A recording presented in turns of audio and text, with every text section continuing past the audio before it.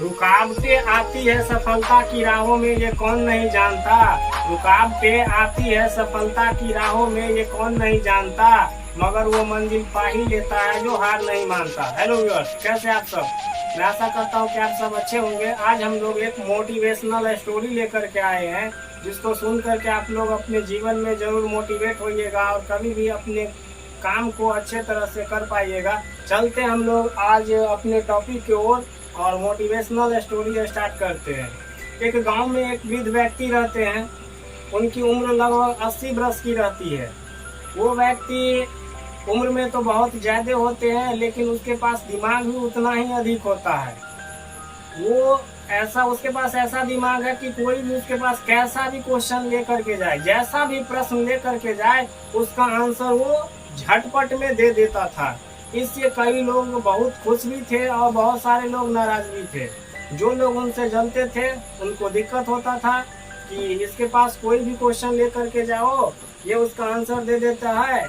इससे उसका गांव में जो मान और सम्मान बढ़ गया था, लोग उनकी इज्जत करते थे। तो उनसे जो जलने वाले थे उसको ये अच्छा नहीं लगता था। लेकिन जो उसके दोस्त थे, मित्र थे, उनको बहुत अच्छे लगते थे। एक बार दो मित्र रहते हैं, वो दोनों पढ़ते लिखते हैं।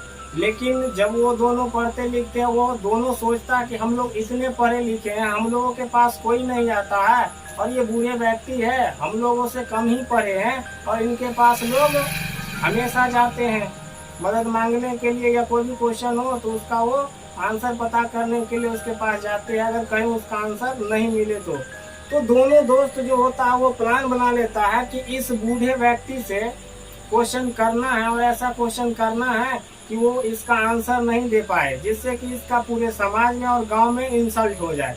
वो दोनों दोस्त जो रहते हैं कई बार क्वेश्चन करने के लिए जाते हैं, लेकिन वो बूढ़े व्यक्ति जैसे ही दोनों क्वेश्चन करते थे, वो उसका आंसर तैयार ही रखते थे, वो उसका आंसर बता देते। इस दोनों को बहुत बुरा लगा। जितना भी बार ये दोनों गए, जितना भी क्वेश्चन लेकर के गए, एक बार भी उसका जो आंसर है वो उनसे मतलब ऐसा नहीं है कि वो आंसर नहीं दे पाते। जितनी बार भी दोनों दोस्त जाते हैं, हर बार उनके प्रश्नों का उत्तर यूं ही कुछ ही समय में उसको दे दिया जाता था।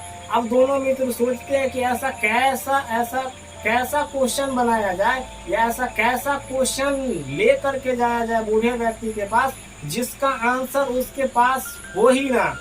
दोनों इस पर अब लग जाते हैं कि कुछ ऐसा क्वेश्चन बनाया जाए जिसका आंसर उस बूढ़े व्यक्ति के पास हो ही ना।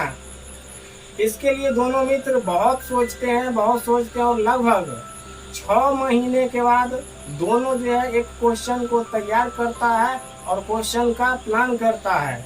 और दोनों अब सोचते हैं कि इस क्वेश्चन का आंसर उस बूढ़े व्यक्ति के पास हो ही नहीं सकता है, संभव ही नहीं है। दोनों मित्र जाते हैं और एक कबूतर को पकड़ लेते हैं। दूसरा मित्र और पहला मित्र दोनों जो है बहुत खुश है। दोनों प्लानिंग इस प्रकार बनाते हैं कि हम लोग इस कबूतर को ले करके जाएंगे उस बूढ़े व्यक्ति के पास में, और उस बूढ़े व्यक्ति को इस कबूतर को दिखाएंगे और पूछेंगे उस व्यक्ति से कि यह क्या है। तो बूढ़े व्यक्ति बोलेगा कि यह चिड़िया है या पक्षी है। तो हम लोग फिर पूछेंगे कि यह जीवित है या मरा हुआ है। अगर वो बूढ़ा व्यक्ति बोलेगा कि जिंदा है, तो हम लोग हाथ में ही इस कबूतर को पकड़ के रखे रहेंगे, उसका गला दबा देंगे अर्थात मार देंगे। तो उस बूढ़े व्यक्ति का आंसर गलत हो जाएगा। अगर वह बूढ़ा व्यक्ति बोलेगा कि जिंदा है, तो हम लोग उस कबूतर का गला दबा देंगे, कबूतर मर जाएगा, बूढ़े का आंसर गलत हो जाएगा। अगर वो बूढ़ा व्यक्ति बोलेगा कि यह मरा हुआ है, तो वो तो जीवित ही रहेगा। इस तरह से उस बूढ़े व्यक्ति का आंसर गलत हो जाएगा। अर्थात किसी भी कंडीशन में वह व्यक्ति जो है इस क्वेश्चन का सही आंसर दे नहीं सकता है। दोनों मित्र बहुत खुशी होकर के और उस बूढ़े व्यक्ति के पास पहुंचते हैं। जब उस बूढ़े व्यक्ति के पास पहुंचते हैं, तो उसमें से एक मित्र जो है कुछ उस बूढ़े व्यक्ति से कुछ दूर रह करके ही और उस बूढ़े व्यक्ति से पूछता है कि बाबा मेरे हाथ में क्या है। तो बूढ़ा व्यक्ति देखता और बोलता है कि तुम्हारे हाथ में पक्षी है। दोनों मन ही मन जो है बहुत खुश होता है कि अभी बता रहे हो पक्षी है। आगे का क्वेश्चन तो पहले सुनो। उसके बाद है वो जो लड़का उस कबूतर को अपने हाथ में रखे रहता है कि वो बोलता है कि हमें भी पता है कि यह पक्षी है, अब बताओ कि यह कौन सी पक्षी है। तो बूढ़ा व्यक्ति बोलता है कि यह कबूतर है।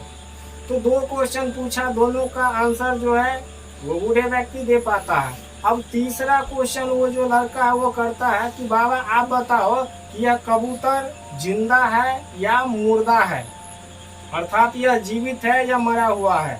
जब ऐसा क्वेश्चन वो लड़का करता है, वह बूढ़ा व्यक्ति जो होता है वह सोच में पड़ जाता है। अर्थात वह व्यक्ति जो बरसों से किसी भी क्वेश्चन का आंसर झटाक से दे देता था, इस क्वेश्चन का आंसर वो देने के लिए कुछ क्षणों के लिए सोचने लगता है।